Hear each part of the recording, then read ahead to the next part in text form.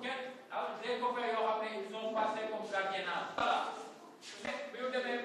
ay naar lañ mais dem nañu amul doom yi dañu obligé ñenn ñi nekk ay publicité ci yeeg soxla mën na nekk grand frère on a vu benn deux te fekk am na ay diplôme yëpp mais par accident ça leneen non man banque kii laa jàpp waaye DCB bi intégré ko mu nekk directeur banque day permettre di nga dem ba dugg kër patron boo xam ne maanaam sa wërsëg fa la bés bu xamee ne yow jàng nga automatiquement dana yéegal échelon yi formation ak étudiants yoo xam ne ñoom bi ñu dem bañ ko jëkkee xalaat dafa nekk kii ci yow mais loo fay ça veut dire que dans la vie xool nga tey gardien yi ñoo ëpp relation xool nga gars yi tey gardien mais gardien boobu nekk moo ko permettre bu lié su nekk woon gardien dina xam ma il était maire de Fatick mais il était aussi ku nekk un homme d'affaires bu ñëw liggéey kii sudoyer waaye tuddee ko koy xeeb waaw man carrément ok di yenn bagage au niveau de BAC ak di yëg yëpp ñoo ko yëgal troisième waaw li gis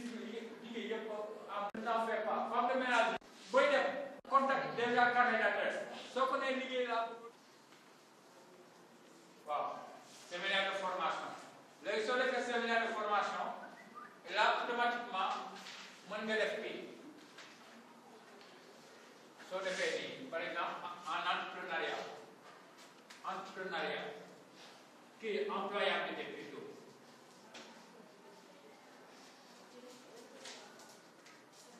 xam nga séminaire de formation en employabilité ah léegi ban structure moo la ko jox entreprise bi la ko jox Equiwip ONG Concept waaw ban période la ah 12 13 et 14 juillet 2017 waaw léegi ban module la module attitude et comportement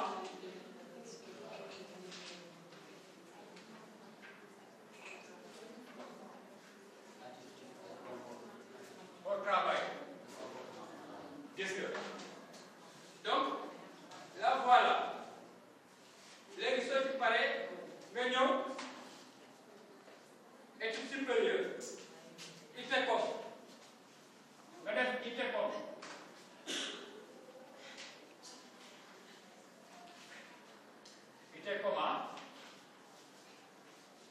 léegi filière parce que su nekkee ne da nga topp benn filière soo toppee filière ah parce que filière nga topp mën nga def aussi actuellement tu pare nga licence ah waaw léegi mu ngi nii léegi nga def par exemple ban année nga commencé filière nga def filière management et gestion des entreprises.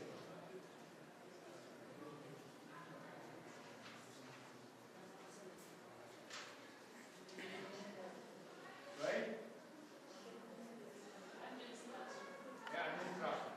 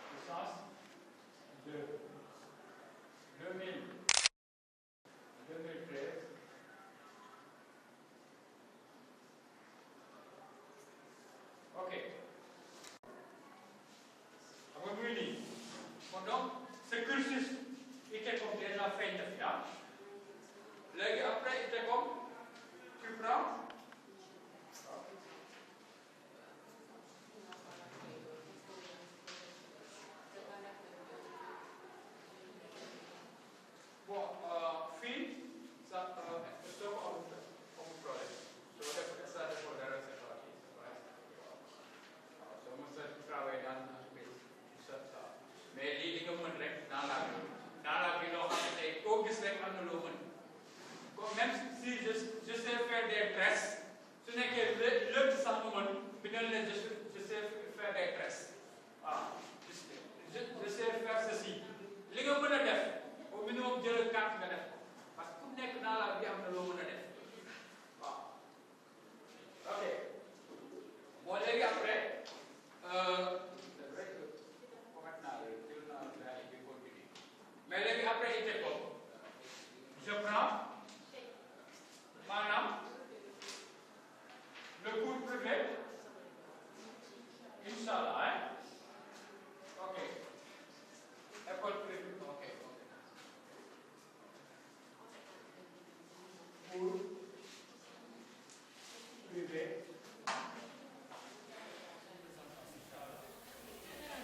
Salut à toutes et à tous, je me nomme Joséphine Mendy. Voilà. Je suis la représentante de la région de Thiès. pare naa bu baax a baax kay pare naa moom te maa ngi ñaan ñëpp ñëw supporter ma rek. formation bi kii dañuy jàngal affaire kii formation d'emploi ay formation d'emploi la ay CV genre yooyu daal la ay employabilité yooyu noonu tey kii naa ci jëlee naa ci daal lu bari daal. waaw li ma jot a kii fii moom ak li ma jot a mën kii tamit yaakaar naa moom dina doy moom pour ma mën a kii fee. ah man kay leen rek laa leen di ñaan kay moom ñu supporter si ma rek loolu rek laa leen mën a ñaan instant bi kese ndax pare naa pour lépp daal waaw sama xel dal na bu baax a baax. ñi ma njëkk Joséphine Mendy man ci na di Thiès merci ma barani ba yetti ni ma njëkk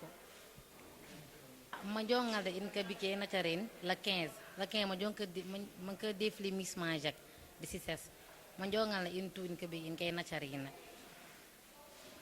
Bonjour à tout le monde, c'est Nanouza Mendy, je suis la Miss de Rufisque. Bon, je veux dire que l'organisation,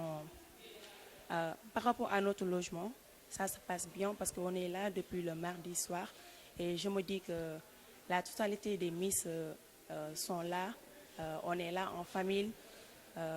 et on se contente quand même de cette organisation et dire que l'hébergement quand même, on est tous blancs, on se sent bien daal, on se sent bien. C'est comme si on était chez nous avec les Miss, on se comporte comme des sœurs là. Vraiment, bon, ça se passe bien là. On peut dire que ça se passe à merveille. Je peux dire que cette formation a une importance capitale parce que vis-à-vis de notre thème de cette année-ci, formation, emploi et employabilité des jeunes, je peux dire que cette formation a une importance capitale. Pourquoi? Parce que ça nous aide déjà à mieux se préparer pour le samedi 15 au 6S parce que qui dit formation dira plus tard emploi. Et qui dit emploi, bon, toute jeunesse a besoin d'être formée,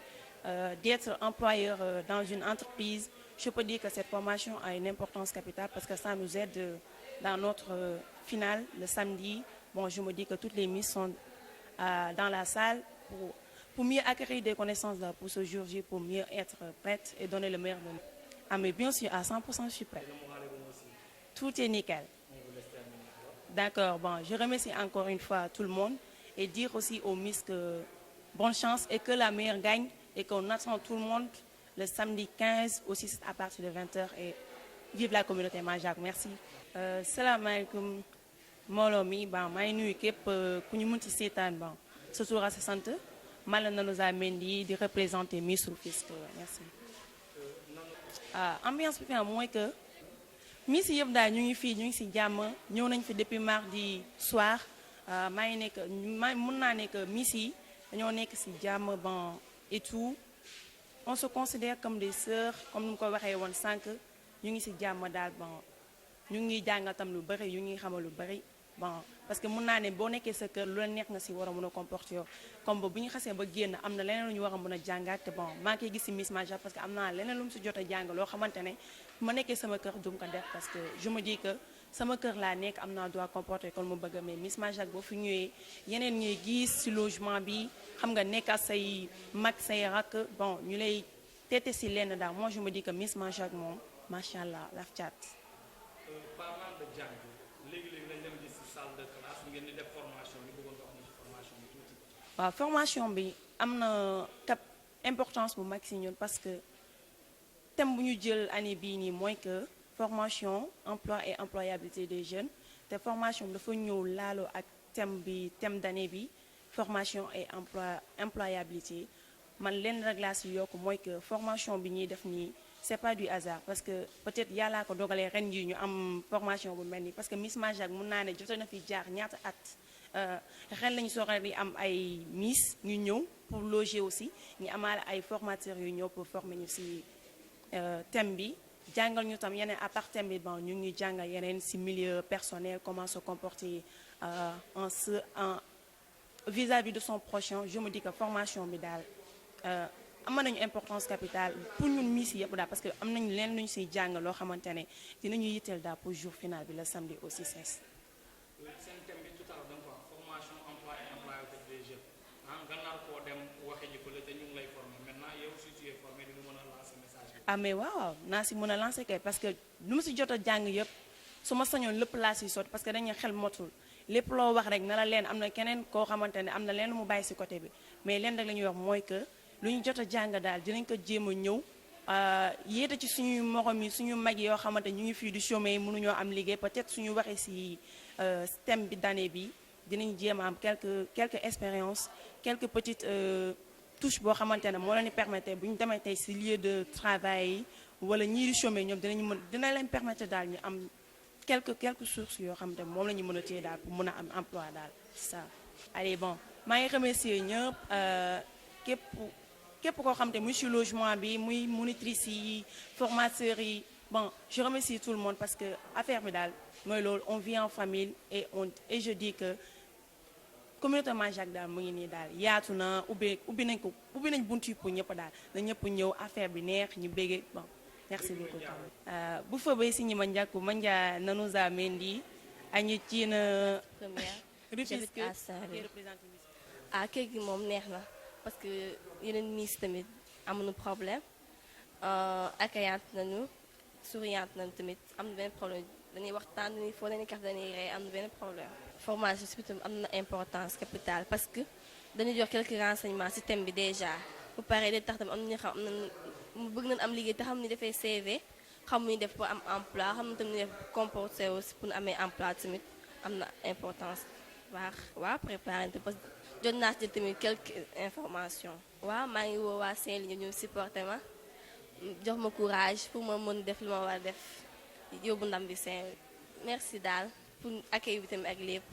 yéen rek laay xaar pour ngeen ñëw tamit fekkee ko samedi bu leer fa it ñi ma jàkkaar dina dia Mendes ma bici pour natal ba ñaar Saint-Louis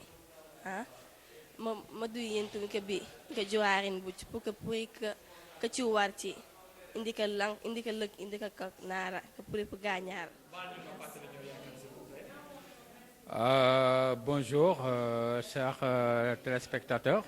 Je me présente, c'est M. Ibrahima Diom, formateur en employabilité et entrepreneuriat au niveau de l'ONG Concept, dans le cadre du projet Equiwebs Ups, programme canadien. L'ONG Concept est une structure qui a vu le jour en 1996, suite de la coopération technique entre la France et le Sénégal. L'association Sauvegarde Nord-Pas-Calais en partant quand même a pu se pérenniser avec l'ONG Concept qui a vu le jour. Je crois que c'est une coïncidence qu'on juge vraiment la bienvenue dans la mesure que actuellement l'employabilité et l'entrepreneuriat sont deux volets actuellement qui sont en exergue dans la mesure que ce programme a été mis en place pour vraiment appuyer la jeunesse. Cette jeunesse qui cherche à s'orienter sur le volet emploi. Ceux qui cherchent de l'emploi, on essaie de les renforcer. Et ceux qui sont aussi en milieu professionnel, on essaie de les renforcer pour qu'ils soient des professionnels vraiment aguerris, suivant le volet employabilité. Bon, et concernant l'entrepreneuriat, c'est un volet où nous formons aussi la jeunesse pour qu'aujourd'hui, étant donné que l'État-providence n'existe plus, l'État du Sénégal, comme nos États, ne peuvent pas prendre quand même l'emploi et offrir de l'emploi à tous les jeunes. Aujourd'hui, on fait la promotion de l'entrepreneuriat, qui est quand même l'auto-emploi, que la jeunesse doit commencer à s'approprier. De telle sorte que maintenant, en s'appropriant l'auto-emploi, ils essaieront de partir de voler de leur propre zèle et de se lancer dans l'entrepreneuriat. Et là, je crois que si tout le monde essaie de faire quelque chose, au final, je crois que facilement, il pourrait y avoir une certaine croissance économique et aussi un certain changement quand même de vision des jeunes, qu'ils sachent qu'ils ont quand même intérêt à intégrer l'entrepreneuriat, que ce soit les universitaires, les étudiants et tout ça. L'entrepreneuriat n'a pas quand même n'impose pas une qualification pour commencer à entreprendre. Il n'impose pas un niveau pour commencer à entreprendre. Ça veut dire que du jour au lendemain, tu peux commencer et escompter le succès nécessaire en suivant pas mal de logique qui est des renforcements de capacité, en essayant aussi d'avoir des références et de suivre la voie qu'ils ont eu à suivre pour réussir. Et là, je crois que si tous les jeunes s'y mettent, je crois que ça serait très facile pour rejoindre les autres États qui ont eu à se développer par cette voie. Non, ça ne pose pas de problème parce que actuellement, je crois qu'on est tous jeunes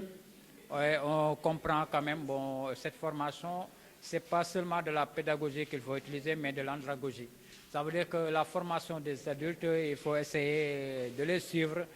d'aller de leurs humeurs et essayer de les comprendre. Bon,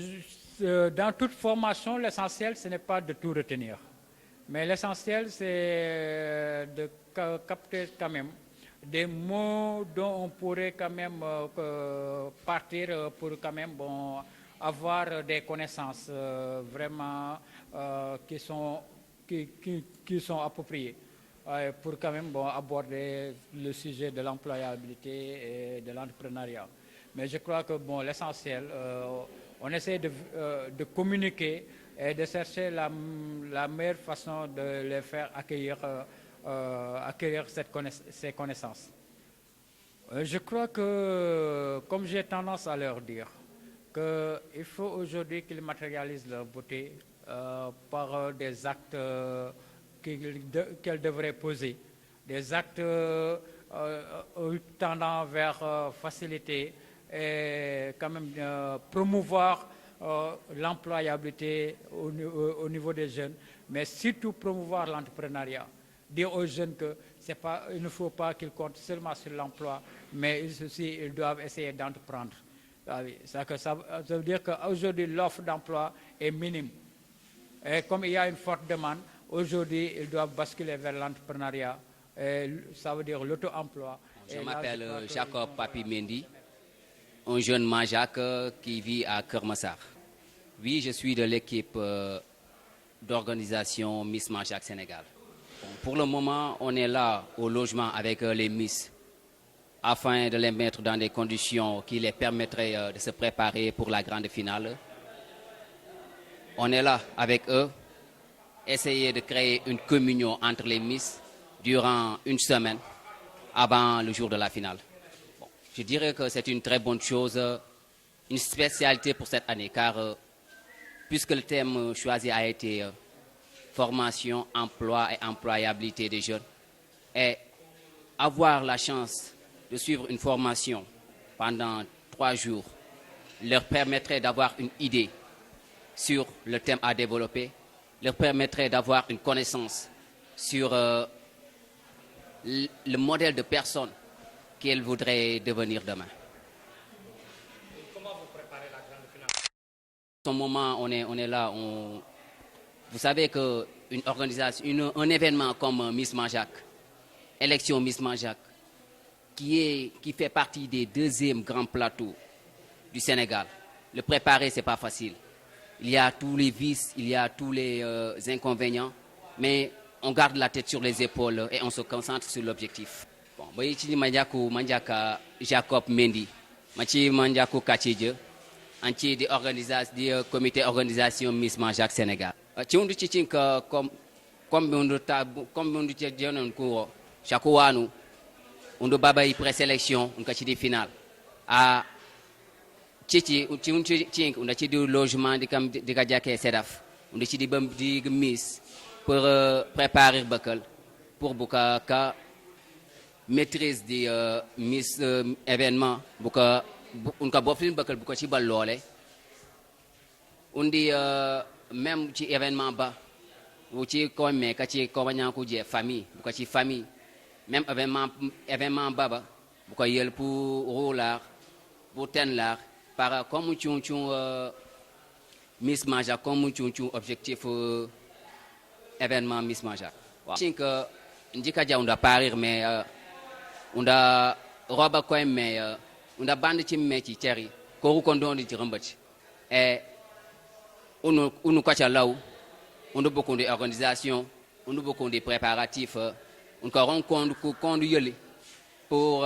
ci nete samedi tout ka ci di place ba ñaana bi di nume que communauté Manja que bu ngal ko bu ko royu te bu meko bu ko royu voilà merci beaucoup dang may bal ma tambalé ko ci njaago ma wolin boss bay ci njima njaku ma njak Germain Mendy man ci di membre organisation Miss Manja nji ci au présentateur bu ka jërëjëf ma doon présenté wu sànq ci njaago ma doon ci wax rek ni maa ngi tudd Germain Mendy nekk ci comité bi nga xamante moom mooy organiser Miss Manja nekk tamit ki nga xamante moom moo nekk seen présentateur voilà di nuyu ñëpp. voilà daanaka lépp farankulaay na su may wax loolu c'est parce que juste que ni ñu ngi ci càppandaw mbir mi 2 jours moom moo ñu dese actuellement nii ñun pare nañu lépp li nga xamante moom moo nekk aspect organisationnel bi luy ji nañu saal xalaat nañu disposition bi nan lay nekkee décorateur bi pare na ñi nga xamante ñoom ñooy yore restauration bi pare nañu boisson bi def nañ commande bi ba noppi préparé wu nañu en tout cas ci li ci war yëpp miss yi dem nañu jëli ji seen mesures yi léegi nii ñoo ngi noonu di préparé pour dem defi ji seen dernier essayage li nga xamante ni moom moo nekk tenue yi nga xamante ñoom lañ nar a sol ci bés bi donc daanaka dinañu ne lépp jeex na ba pare parce que ñu ngi fii nii ay fan ñu ngi fii def benn hébergement pour xale yi mën a xamante seen biir waaye tamit ñi nga xamante dañoo jóge fu sori ñu bañ a am problème pour far la ñuy dëkk moo tax ñu def regroupement bi quelques personnes ci comité d'organisation bi nekk fii nekkandoo fi ak miss yi ñu fay añee di fi réeree di fi fanaan di répéter en même temps fii aussi tamit di développer ay cadres extraordinaires pour ñu gën a miinante. voilà ñu ngi ci conditions yi gën a jekk sañ naa wax loolu parce que ñu ngi lekk bu baax di naan bu baax di tëdd fu nooy macha allah. am suñuy salle de bain ci chambre yëpp franchement équipement bu rafet la ñu fekk fi ñu nekk nii fi ñu luwee nii rax si dolli yemuñu foofu dañoo gis suñu thème bi ren mu nekk formation emploi et employabilité des jeunes ñu ne balaa ngaa digle càngaay day fekk nga set ñu ne donc ci kaw loolu noonu dañuy utal booy ay cadre de prestation et de démonstration boo xamante ne ni xale yi nañ ci gën a mën a nekk à l'aise ñu utal leen formation utal leen ay formateurs yoo xamante ne dañuy fekk xale yi fii nii dugal leen ci benn salle di leen former ci domaine entrepreneuriat defaral leen développement personnel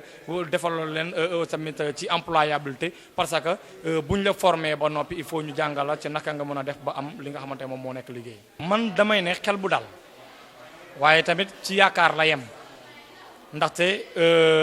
l'homme propose Dieu dispose loolu certes dañ koy nangu. waaye tamit dafa am effort boo xamante ne ni fa la nit mën a yem ci nit xam nga dafa mel ni jom kenn du ko def ci nit yow yaay amal sa bopp jom nga téye ko pour yow ñun tey yaakaar naa ne cadre bi ñu leen waroon mën a offrir def nañ leen ko andi nañ leen ay moniteurs yoo xamante ne ñoo ngi leen di former chaque jour yemuñu ci foofu andi leen ay formateurs yoo xamante ne dañ leen di former ñu ngi leen di jàngal dox bés bu nekk suba ak ngoon kon yaakaar naa ne tey xale yi pare nañu defal nañ leen développement personnel jàngal nañ leen lan mooy sur scène naka lañ ciy doxee naka la ñuy xoolee ñit naka la ñuy waxee nu ñuy téye micro yaakaar naa ni ñun en tant que organisateur wàccoon nañu ak xale jigéen ñi wàccoon nañu ak miss yi la des nag moom mooy ñoom li ñu am ñoom seen biir naka la ñu ko nar a wane see am naa yaakaar ne du ñu rusloo ndax loolu la ñuy wax loolu daal lañ fi waneegum pour l'instant. voilà nga laaj ma lu am solo loo xamante ne ma ciy sawar di tontu mais baal ma wax la d'abord. édition bi passé ni dañoo demoon caserne Samba Diéry Diallo bi ñu delloowaat buum ci mboy ma mu nekk li nga xamante ne moom la ñu gënoon a tàmm moo nekk CICES parce que daanaka boo nee Miss Mandiack rek xelu ñëpp dafay daw ni CICES lay nekk alors que ñun dañoo jàpp rek ñun ay serviteur la ñu te booy servir aussi tamit du yow yaay imposer da ngay xool li neex ñi nga xamante ne ñoom ngay servir ñu gis ni public bi CICES la ñu gën a sentir ñu ne pourquoi pas ñu delluwaat foofu salle bi nag cher trop comme ni nga ko waxee franchement cher na trop soutien bi nekk loo xamante ne ni bariwul nag franchement pour wax dëgg ci biir Miss Mandiack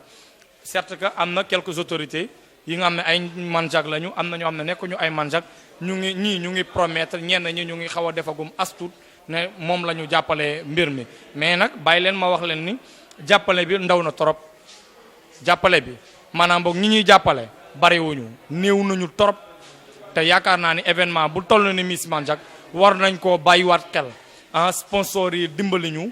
ñu xool naka la ñu mën a lëkkaloo ak ñoom bu baax parce que nit ñi dañuy wax benn mbir boo xamante ne ni gars yi dañu ciy ragal a wax bu baax a baax sponsoru léegi dafay mel ni Alioune Diop moo ma boole ak yow loolu moo tax ma lay sponsoriser mais du ñu xool dimension wu événement bi du ñu xool importance su événement bi du ñu xool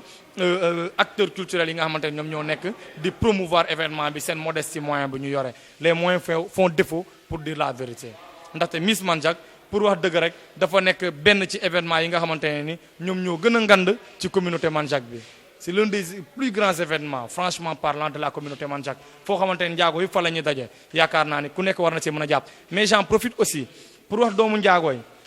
Miss Mandiack moomu ma ko keneen moomu ko ñun ñëpp ñun ñoo ko bokkoo bu kenn toog ci côté am dinaan da ngeen ñoo war a woo da ngeen war a élargir mbir mi yàlla bay sa tool boo bëggee dara te nga sentir da nga cey bokk da ngay ñëwal sa bopp ñëwal fekk vers l'information